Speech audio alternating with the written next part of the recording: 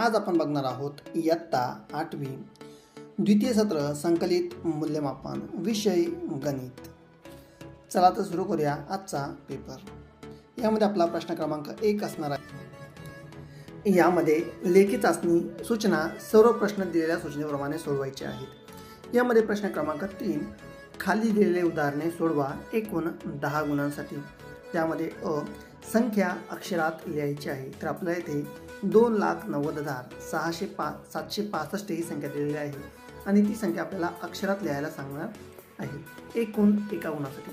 तर यामध्ये उत्तर 2,90,765 अशा प्रमाणे आपण ही संख्या अक्षरामध्ये इथे लिहायची आहे, जेणेकरून आपल्याला इथे एक गुण हा पूर्ण मिळेल। यानंतर यामध्ये ब आहे, संख्या अंकात लिहायची आहे। तर 8,09,403 ही संख्या आपल्याला अंकामध्ये लिहायची आहे। तर बघा 8,09,403 अशा प्रकारे आपण ही संख्या अंकामध्ये इथे लिहायची आहे एकूण एका गुणासाठी। यानंतर यामध्ये क आहे, संख्या विस्तारित रूपामध्ये लिहा एकूण एक गुण। त्यामध्ये 9,25,043 तर ही संख्या आपल्याला विस्तारित रूपामध्ये लिहायची आहे। जसं की 9,00,000 अधिक 20,000 अधिक 5,000 अधिक 40 अधिक 3। यानंतर यामध्ये ड आहे, बेरीज करा। तर 4,351 अधिक 687 यांची आपल्याला बेरीज करायची आहे। तर 4,351 अधिक 687 बरोबर 5,038। यानंतर ई आहे, वजाबाकी करा। तर 73,506 वजा 52,341। जर याची आपण वजाबाकी केली तर उत्तर मिळेल 21,165।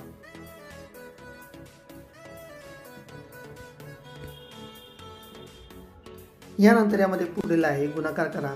तर 7,896 गुणिले 32 तर 2,52,672 आणि ग आहे, भागाकार करा। 17,260 भागिले 15 तर याचा भागाकार केला तर भागाकार येईल 1150 आणि बाकी येईल 10। यानंतर यामध्ये पुढील आहे, हो एका क्रीडांगणाला एक धावपटू 15 फेऱ्या मारतो तर दुसरा धावपटू त्याच्यापेक्षा 5 फेऱ्या कमी मारतो। एका फेरीत कापले गेलेले अंतर 600 मीटर असेल तर त्या दोघांनी मिळून एकूण किती अंतर कापले? तर उत्तर एक धावपटू बरोबर किती फेऱ्या मारतो? तर 15। दुसरा धावपटू 15 वजा 5 म्हणजेच 10 फेऱ्या मारतो। आता दोघांचे एकूण फेऱ्या किती होतील? तर 25 म्हणजेच 25 गुणिले 600 तर 25 गुणिले 600 म्हणजेच 15,000 मीटर हे त्याचं एकूण अंतर असणार आहे।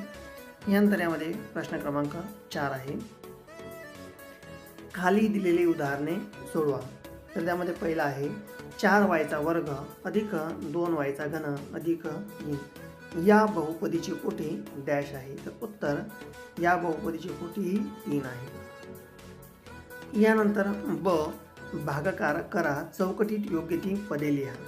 तर याचा आपल्याला इथे भागाकार व्यवस्थितपणे हा अशा स्वरूपामध्ये आपल्याला इथे सोडवायचा आहे। एकूण यासाठी आपल्याला 2 गुण हे मिळणार आहे, हे आपण लक्षात ठेवायचं आहे। यानंतर यामध्ये पुढील भागाकार करायचा आहे। तर p वर्ग अधिक 7p अधिक 5 भागिले p अधिक 3 तर या ठिकाणी आपला भागाकार येईल x अधिक 4 आणि बाकी येईल वजा 7। यानंतर यामध्ये ब आहे, समीकरण सोडवायचं आहे। तर 2 कंसामध्ये y वजा 4 बरोबर 5 कंसामध्ये y अधिक 3 वजा 8। तर 2y वजा 8 बरोबर 5y अधिक 15 वजा 8। 2y बरोबर 5y अधिक 15 y बरोबर वजा 15/3 तर y बरोबर वजा 5। अशा प्रकारे याचं उत्तर हे असेल। यानंतर यामध्ये क आहे, रीनाजवळील रक्कम मीनाजवळील रकमेच्या चौपट आहे। दोघांजवळील एकूण रक्कम 300 आहे तर रीनाजवळील रक्कम काढण्यासाठी पुढील कृती ही पूर्ण करायची आहे। समजा मीनाजवळील रक्कम x आहे असे मानू, रीनाजवळील रक्कम 4x मानू। दिलेल्या माहितीवरून समीकरण लिहायचं आहे। तर x अधिक 4x बरोबर 300 आहे तर x बरोबर 60 तर रीनाजवळील एकूण रक्कम 240 आहे। यानंतर प्रश्न क्रमांक 6 आहे, खाली दिलेली उदाहरणे सोडवायची आहे।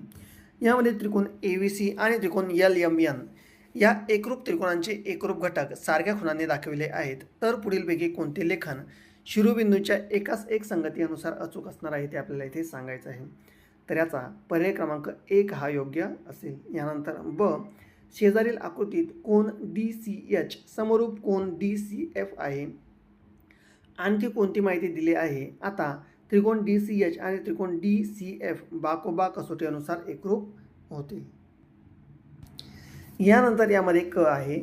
खाली दिलेल्या आकृतीमध्ये चौकोन BMSTचे एकरूप घटक सारख्या खुणांनी दाखवले आहेत. या आकृतीवरील पुढील आकृती पूर्ण करायची आहे. यानंतर प्रश्न क्रमांक 7 आहे. एका शेतकऱ्याचे गव्हाचे उत्पन्न 3000 किलोग्राम होते.